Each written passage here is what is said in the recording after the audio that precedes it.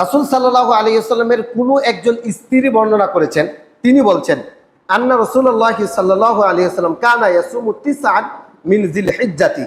রাসূল সাল্লাল্লাহু আলাইহি ওয়াসাল্লাম জিলহজ মাসের 9 দিন রোজা রাখতেন। এই যে সামনে যে চাঁদটা উঠবে, চাঁদ ওঠার পর থেকে কুরবানি ঈদের আগের দিন পর্যন্ত টানা লাগাতার 9 দিন আপনি রোজা রাখতে পারবেন। এটা একটা সুন্নতি আমল। ওয়ায়াউমা আশুরা, এরপরে রাসূল আশুরার দিনে রোজা রাখতেন।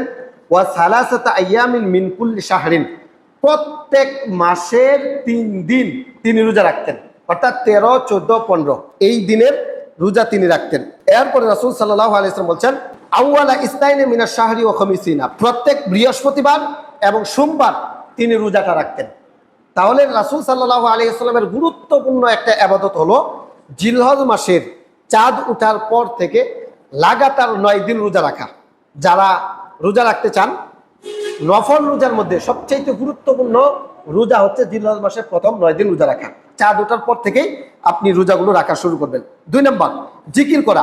এই 10 দিনের অন্যতম আমল হলো আল্লাহর জিকির বেশি বেশি করা, বিশেষ করে তাকবীর পাঠ করা, তাহলিল পাঠ করা।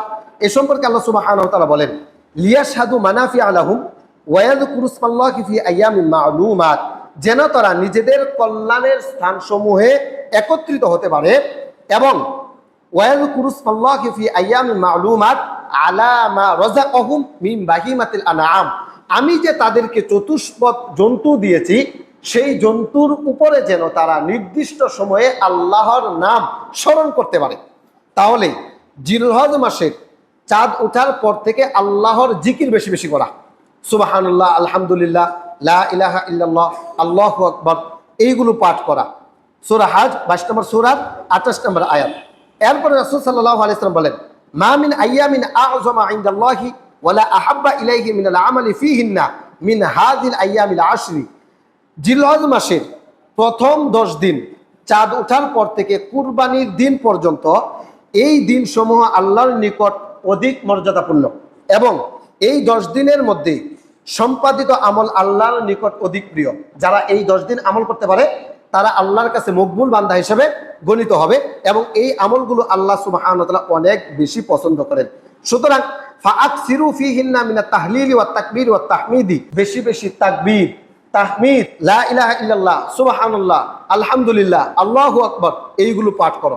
3 নম্বর, জিলহজ মাসে চাঁদ ওঠার পর থেকে তাকবীর পাঠ করা, আল্লাহু আকবার, আল্লাহু আকবার, লা ইলাহা ইল্লাল্লাহু, আল্লাহু আকবার, আল্লাহু আকবার, ওয়ালিল্লাহিল হামদ, এই তাকবীরগুলো পাঠ করা। তাকবীরের 2টা দিক হতে পারে। প্রথমত, এই তাকবীরগুলো ব্যাপকভাবে আপনি করতে পারেন, অর্থাৎ চাঁদ ওঠার পর থেকে একেবারে 13 তারিখ আসর পর্যন্ত আপনি করতে পারেন। অনেক সাহাবী থেকে এমন আমল পাওয়া যায়, তারা বাজারে চলে যেতেন এবং জোরে জোরে তারা এই তাকবীরগুলো পাঠ করতেন। চাঁদ ওঠার পর থেকে এই তাকবীরগুলো পাঠ করা, জোরে জোরে তাকবীরগুলো পাঠ করবেন, আল্লাহু আকবার, আল্লাহু আকবার, লা ইলাহা ইল্লাল্লাহু, আল্লাহু আকবার, আল্লাহু আকবার, ওয়ালিল্লাহিল হামদ।